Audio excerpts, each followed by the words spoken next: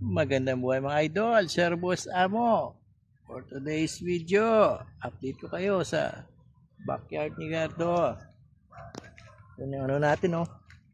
Kanawayon, naglimlim na. Sabi daw, uy, bakit may pisa? Kinain. Ito na rin yung isa. Yung Gilmore natin. Naglimlim na rin mga bossing, oh. Isang broodcock lang yung ginamit natin dyan. Si kanawayo natin. Kaso man hater. At ito na, itong iba. Nalipat ko na sa baba doon. At bababait naman yung sawa dito, saka bayawak din naman tinira. Ay mga pulit natin na kanawayon.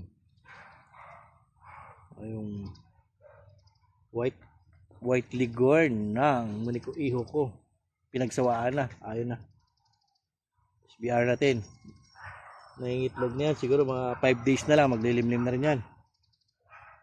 Alright, thank you for watching mga idol.